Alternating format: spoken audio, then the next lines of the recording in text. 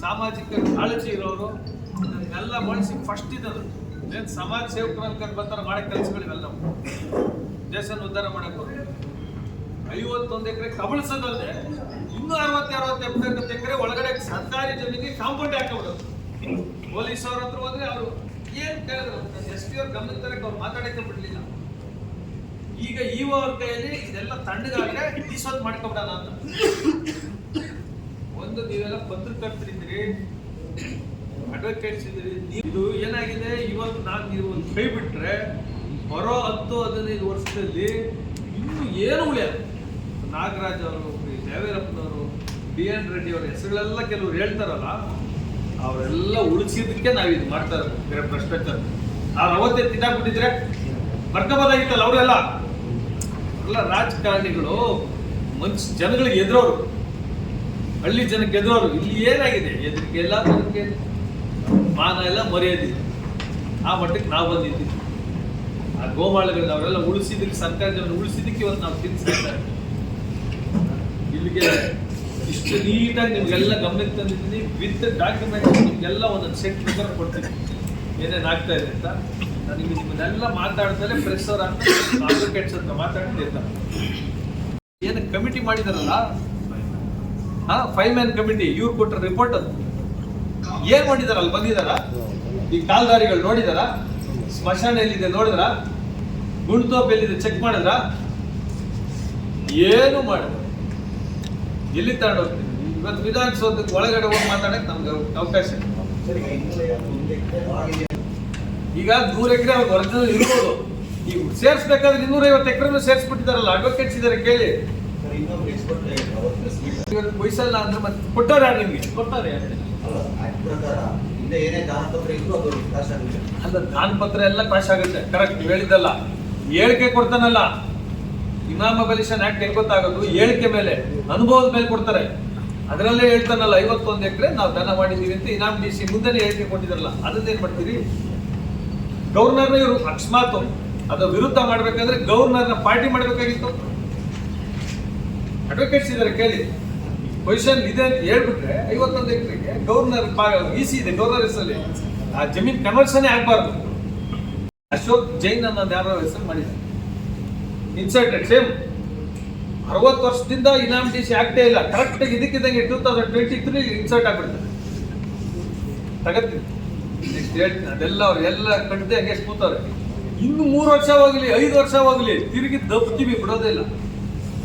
ಆಗ್ಲಿಲ್ವಾ? ಒಂದು ಎಷ್ಟು ಕೇಸ್ಗಳಾಗಿರೋದು ತಪ್ಪಾಗಿರೋದ್ರೆ ಎಲ್ಲ ಡಾಕ್ಯುಮೆಂಟ್ ತಗೊಂಡ್ಬಿಟ್ಟಿದ್ದೀವಿ. ಅದನ್ನು ತಿದ್ದಾಕಾಗಲ್ಲ. ಎನ್ಕ್ವೈರಿ ಮಾಡಿ ತಾತ್ಕಾಲಿಕ ಈ ವರ್ಷ ತಳ್ಬೋದು, ಇನ್ನೊಂದು ವರ್ಷ ತಳ್ಬೋದು. ಅಧಿಕಾರ ಬಂದಾಗ ಬಿಡೋದು. ಇದೇ ಅಷ್ಟೇ. ರಮೇಶ್ ಕುಮಾರ್ ಅವ್ರದ್ದು ಮಾತ್ರ ಪಾಪ ಫಾರೆಸ್ಟ್ ಅಂತ ತಗೊಂಡವ್ರೆ. ಕರೆಕ್ಟಾ? 37 ಎಕರೆ ಇವ್ರು ಫಾರೆಸ್ಟ್ ಹೊಡೆದಿ ಕ್ರೆಷರ್ ಮಾಡೋರು. ಅದನ್ನ ಯಾಕೆ ತಗೊಳ್ಳಿಲ್ಲ? ರಮೇಶ್ ಕುಮಾರ್ ಅವ್ರ ಮೇಲೆ ಪಾಪ ಬ್ರಹ್ಮ ಒಂದು ನ್ಯಾಯ, ಇವ್ರಿಗೊಂದು ನ್ಯಾಯನ. ಅವ್ರು ದುಡ್ಡು ಕೊಟ್ಟಿಲ್ಲ, ಇವ್ರ ವ್ಯವಹಾರ ಚೆನ್ನಾಗಿ ಕುದಿಸ್ಯಾರೆ, ಇದಕ್ಕೇನೋ ಬಂದಿಲ್ಲ. ಅವ್ರು ದುಡ್ಡು ಕೊಟ್ಟಿಲ್ಲ, ಬರೀ ಬೈಕಟ್ಟು ತಿರುಗಿದ್ರು. ನಾನು ತಪ್ಪಿಲ್ಲ, ನಾನು ಖರೀದಿ ಮಾಡಿರೋದು ಅಂತ ಅವ್ರು ಹೇಳಿದ್ರು. ಅವ್ರು ಮಾಡ್ಕೊಂಡಿರೋ ಜಮೀನಲ್ಲ, ಖರೀದಿ ಮಾಡಿರೋ ಜಮೀನು. ಅವ್ರಿಗೆ ಗೊತ್ತಿಲ್ದ ತಪ್ಪಾಗಿರ್ಬೋದು ಹೇಳಿದ್ದಾರೆ. ಬಟ್ ರಿಯಲ್ ಫಾರೆಸ್ಟ್ ನ ಹೊಡೆದಿ ಕ್ರಷರ್ ಮಾಡಿರೋದ್ರ ವಿರುದ್ಧ ಯಾರು ಏನು ಮಾತಾಡಲ್ಲ. ರಮೇಶ್ ಕುಮಾರ್ ಅವ್ರನ್ನ ಪಾಪ ಇಕ್ಕಟ್ಟಿಗೆ ಸಿಕ್ಸಿ ಇಡೀ ಕಾಂಗ್ರೆಸ್ ಪಕ್ಷ ಅವ್ರನ್ನ ಮೂಲೆ ಗುಂಪು ಮಾಡಿದ್ರು. ಅಣ್ಣನ ಮಗಳ ಹೆಂಡತಿ 20 ಗುಂಟೆ, ಸರಸ್ವತಿ ಕೃಷ್ಣಪ್ಪನವರ ವೈಫು 20 ಗುಂಟೆ, GK ಗಾಯತ್ರಿ ಅವ್ರ ಮಗಳು 3 ಗುಂಟೆ. ಈ ತರ ಅಗಲಕೋಟೆ 7 ಎಕರೆನ ಕಬಳಿಸ್ಲಿಕ್ಕೆ ಕೊಟ್ಟಾರೆ. ಎಲ್ಲರೂ ಶಾಮೀಲ್ ಆಗವ್ರೆ. ಅಂದ್ರೆ ಏನಂದ್ರೆ ಕಾಸು ಕೊಟ್ಬಿಟ್ಟು ನಾನು ಸೈಲೆಂಟ್ ಆಗಿದ್ರೆ ಕ್ವಶನ್ ಮಾಡ್ತಾ ಇರೋದಕ್ಕೆ ನನಗಿಷ್ಟು. ಎಲ್ಲರಿಗೂ ಗೊತ್ತಿದೆ, ಯಾರ್ಯಾರು ಗೊತ್ತಿರ್ಬೇಕು ಎಲ್ಲರಿಗೂ ಗೊತ್ತಿದೆ. 51 ಎಕರೆ ಶಾಲೆ ಜಮೀನು ಅಂತ ಎಲ್ಲರಿಗೂ ಗೊತ್ತಿದೆ. ಇನ್ನು ಯಾರು ಏನು ಮಾಡ್ತಾ ಇಲ್ಲ, ದುಡ್ಡು ತಗೊಂಡು ಸುಮ್ಮನೆ. ಇದಿಷ್ಟಕ್ಕೆ ಇದು ನಿಲ್ಲಲ್ಲ. ಈ 7 ಎಕರೆ ಬರೀ ಇಷ್ಟಕ್ಕೆ ನಿಲ್ಲಲ್ಲ.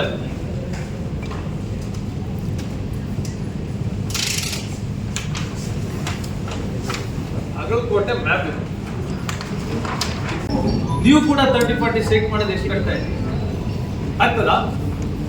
ಇಂಥದ್ರಲ್ಲಿ ಇಲ್ಲಿ 100 ಎಕರೆ ಅಂದ್ರೂ ಪಬ್ಲಿಕ್ ಡೊಮೈನ್ಗೆ ಬಂದಿದ್ದು. ಈಗ ನಾನ್ ಮಾತಾಡಿದ್ರೆ ಇದು ರಾಜಕಾರಣ ಅಂತೀನಿ.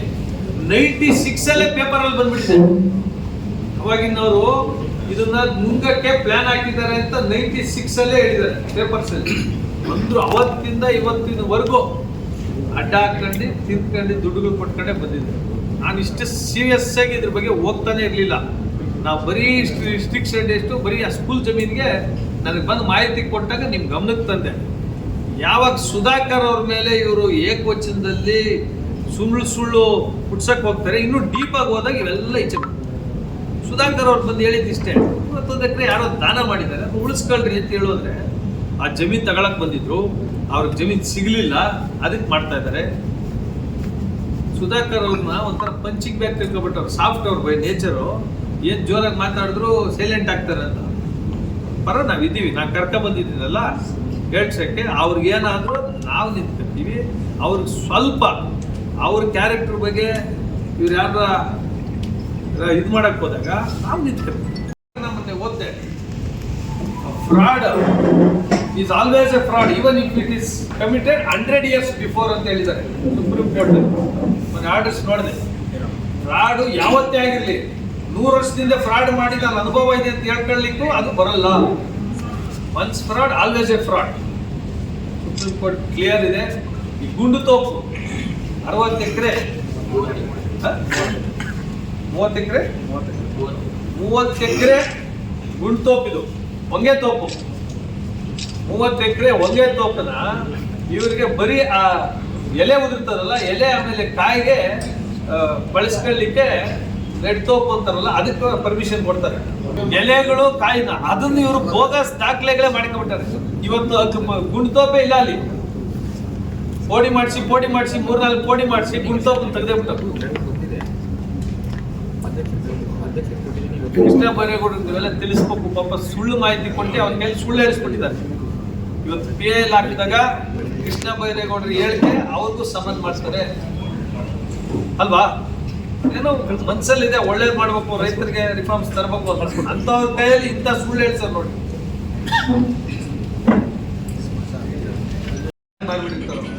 Zero bill zero.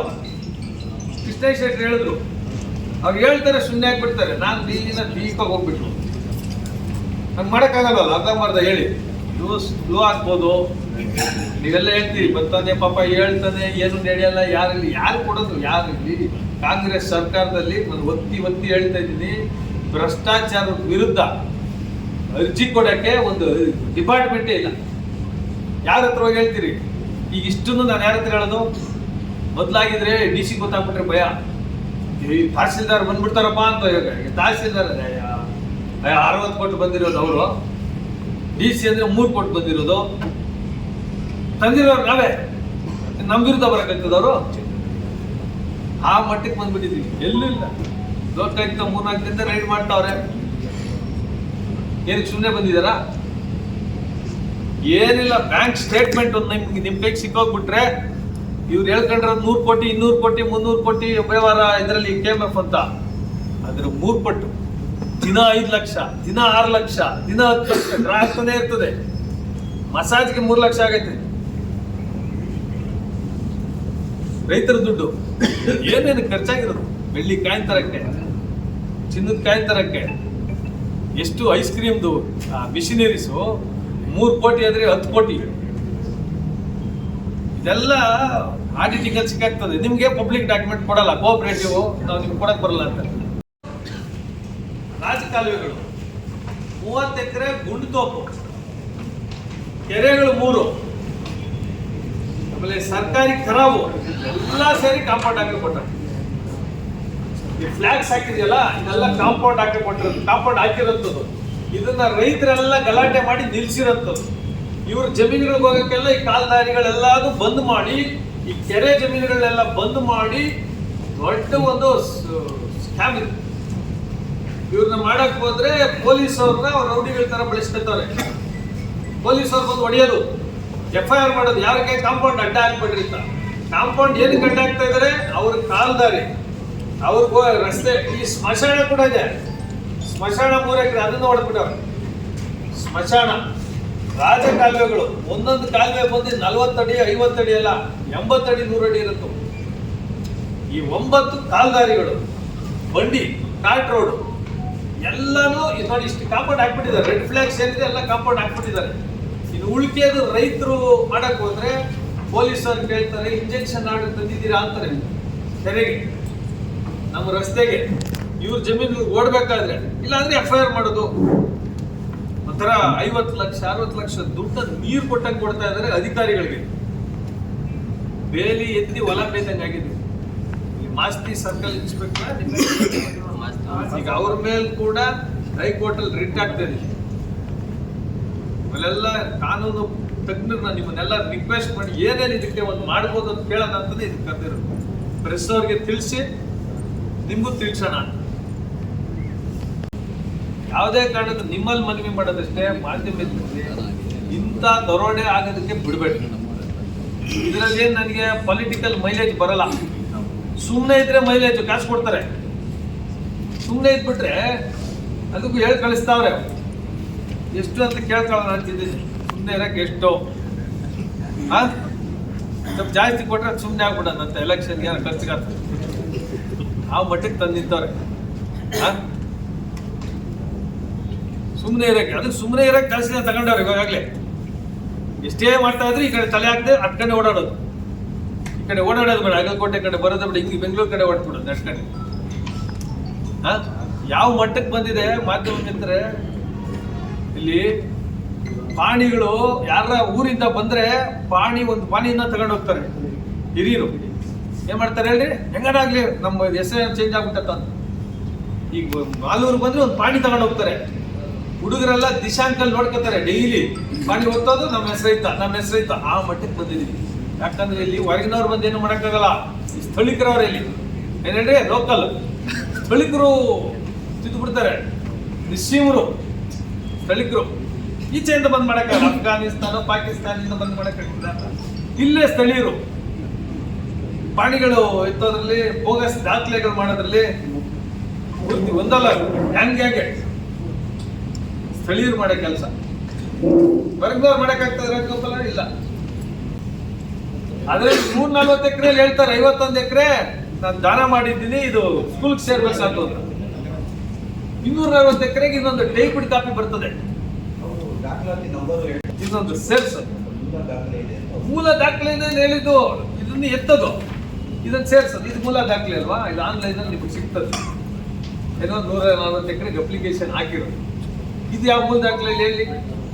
ಅರ್ಜಿ 140 ಹಾಕಿದ್ರೆ 240 ಎಕರೆ ಸ್ಯಾಂಕ್ಷನ್ ಮಾಡೋದು ಎಲ್ಲಿದೆ? ಎಷ್ಟು ಜನ ಪೊಸಿಷನ್ಸ್ ಇದ್ರು ಅವ್ರ ಕೈಲಿ ಸುಳ್ಳು ಹೇಳಿಕೆ ಕೊಡ್ಸಿದ್ದಾರೆ. ನಮ್ಗೆ ಬೇಡ ನೀವೇ ತಗೊಳ್ರಿ ಅಂತ ಹೇಳ್ಕೊಟ್ಟವ್ರು. ಯಾರು ಹಂಗೆ ಹೇಳ್ತಾರ? 8 ಎಕರೆ ನಾನು ಪೊಸಿಷನ್ ಇದ್ದೀನಿ, ಬೇಡ ನೀವೇ ತಗೊಂಡ್ಬಿಡ್ರಿ ಅಂತ ಬರ್ಸ್ಕೊಳ್ಳೋದು. ಅವ್ನಿಗೆ ಗೊತ್ತೇ ಇಲ್ಲ. ಹೋಗ ಸೇನಾಕು ಆಗಿನ ಕಾಲಕ್ಕೆ ಜಮೀನು ವ್ಯಾಲ್ಯೂ ಇರಲಿಲ್ಲ. ನಾವು ಹೇಳ್ತೀವಿ ಇಲ್ಲಿ ಹುಡ್ಸ್ಕೊಟ್ಟದ್ದು 0 ವ್ಯಾಲ್ಯೂ. ಆ ಕೇಳೋರು ಮಾಡೋರಿಲ್ಲ, ಎಲ್ಲ ಮಾಡ್ಕೊಂಡ್ಬಿಟ್ಟವ್ರೆ.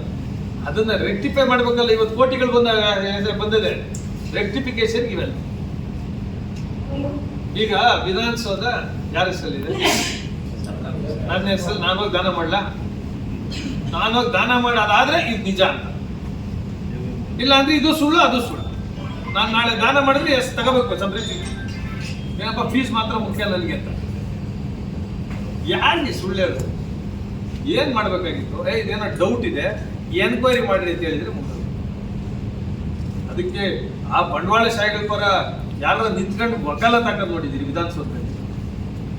ಏನ್ ನಮ್ಮ ಹೆಸರು ರಿಜಿಸ್ಟರ್ಡ್ ದಾನಪತ್ರ ಇದೆ, ಖಾತೆ ಮಾಡಿಸಿ. ಅಕಸ್ಮಾತ್ ಆ ರಿಜಿಸ್ಟರ್ಡ್ ದಾನಪತ್ರ ಇನ್ವ್ಯಾಲಿಡ್, ಅದನ್ನ ಕ್ವಶನ್ ಮಾಡ್ಬೇಕಂದ್ರೆ ನಾನು ನೀವು ಹೇಳೋದಾಗ್ತದ?